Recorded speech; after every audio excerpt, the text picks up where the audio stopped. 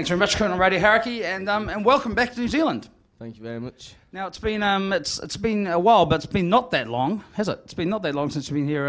Last time you sort of left New Zealand after a romper stomper of a show, and then turned your back, and suddenly, whoop, new album out, and you've been hanging out with some of the greatest musicians and producers in the world. What's the deal, brother? Well, I just had a load of tunes to record, and I had a great opportunity to record them with some amazing people and work with some great people. And yeah, man, it just was an accident, really. Sort of an accident where you just answer the phone and, oh, it's Rick Rubin, that sort of thing. Well, I was meant to record 2 songs with him, and then he asked if I had any more songs, and then I showed him some ideas, and then they just recorded them, and there it was. That came. So just to recap, Rick Rubin said, "Have you got any more songs? Those 2 are really good." So yeah. That's awesome. That's awesome. And you've been working with Chad from the Chili Peppers as well. Yeah, that was cool. And we played this show the other night, and I think it was like Chili or something, and he played a couple of songs with us at the show as well. I couldn't hear anything though. It played too loud. And you've been writing with people like Brendan Benson? Yeah, it was cool. That was down in Nashville. That was in between the 2 sessions of recording the album, and he was a really nice guy, and that was great. It seems to me that you have music exploding out of you. How do you work when you write with somebody? Well, usually go stick the kettle on. and then yeah, just pick up the guitars and have a jam around and see what happens. And you know, sometimes, like when I went to Nashville, I worked with like a few other songwriters, and a lot of times you walk in and they've already got a song prepared for you, and I was like, no, that's not happening. We're gonna pick up some guitars and we're gonna jam. That's what we're doing. And that, you know, that's what I prefer, because then it comes from you, and you know, it's somebody else, you know, having a good time as well. And when you're writing songs together, are you writing lyrically together as well, or do the lyrics come from you? Yeah, sometimes. I mean, you know, someone might just like say a line that you've never heard before. You're like, that's really cool, actually, and then you've got something to mess around with, haven't you? Do you like the idea that when it is the type of music you play, you can really tell a story, and people are really listening to what you're saying, as opposed to other genres of music where maybe the lyrics or the words get lost?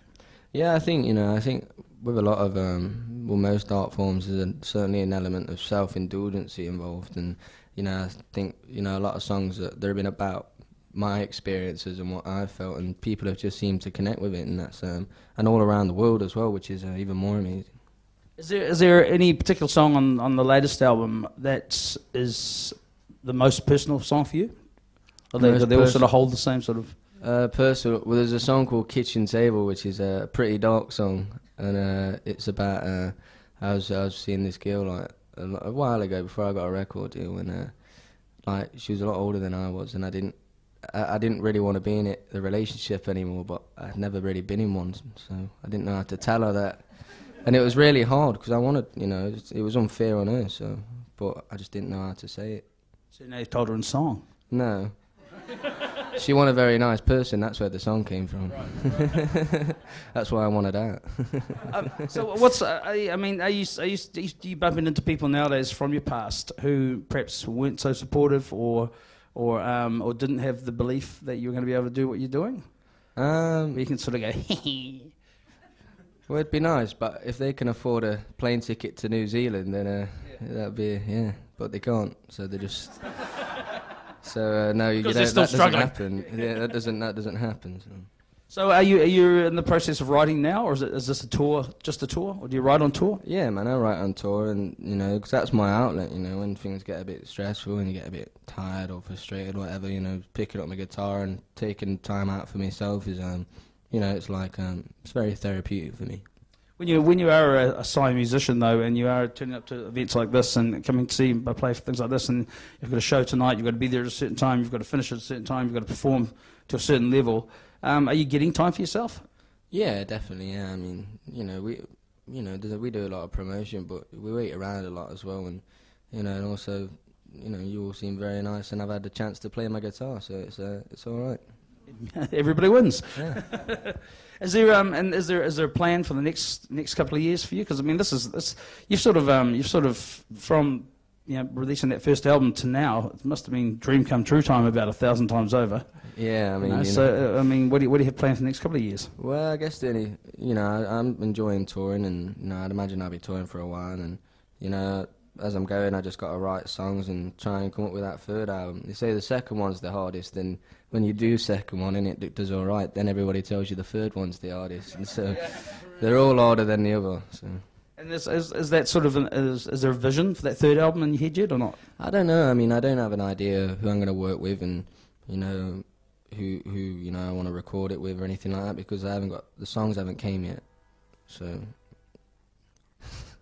I don't think there's any point thinking about that until the songs come, to be honest. And what about sort of dream people to work with? I mean, you've some of the people that you work with, like I say, are amazing. You know, you must have some sort of people who think, wow, if I can say I've worked with him, I'll definitely have to go and work with them, or you know. Well, I don't think about working. I mean, I like to jam around. Like, I was speaking to Terry Reid. You know, Terry Reid, he made some great albums in the 70s and stuff, and I asked him if he wanted to go and jam, so that'd be cool. So I just need to get really inspired, I think, and come up with some new ideas and just see how they end up, and then get back in the studio. You're a fan of the 70s sound, that sort of music, and the singer-songwriters. Do you find you still, I mean, having not been born then, do you find you sort of you're still cramming knowledge from that era in? Yeah, I think so. I mean, like any good music fan, I suppose. Yeah, I mean, no matter how old a piece of music is, if I haven't heard it yet, then it's new, and you know, and also, you know, no matter how old or what genre it is, if it's a good song, it's a good song, and I'll listen to it. Is there a song that you're dying to write about a particular subject? Not necessarily. No. I mean, usually for me it's melody first, and then I just sing, and then like words will come out that you don't know why they're coming out. It's just a subconscious thing, I believe. And so I think there's just you know, there's many crazy stories we'd like to sing about, but it's not for other people's ears, I don't think. So.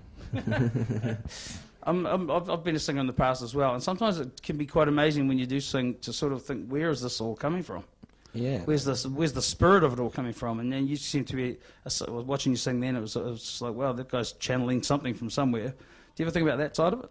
Yeah, I think, you know, it's you know, I'm sure there's matters or, you know, things that your mind wants to, you know, release, and you know, I think music for me is a way of being able to project those emotions and things that, you know, I don't necessarily want to talk about, and be able to project them in a way that I feel most comfortable. And also, you know, I just kind of just let the song write itself as well, in a way. There's going to be people at the town hall tonight who are absolutely stupid over Jake Bugg. And is there any artists that you're absolutely stupid over at the moment? Nah. Just Jake Bugg. Yeah, not even Jake Bugg. So there's no one that if you had a dream ticket to go and see a band play tomorrow to be... Well, it'd probably be like Neil Young or something there, wouldn't it? It would be like no one kicking around today. So, you know, it's not my fault. It's my ears, isn't it? Nice. And will we be seeing you again in New Zealand so quickly this next time around, or do you think this is we're just lucky to get so? I actually really like it here. It's a shame I'm here for 2 days. I would have liked to have been here a bit longer, to be honest. You know, the Prince and Kate Middleton here. We're all visit, you know.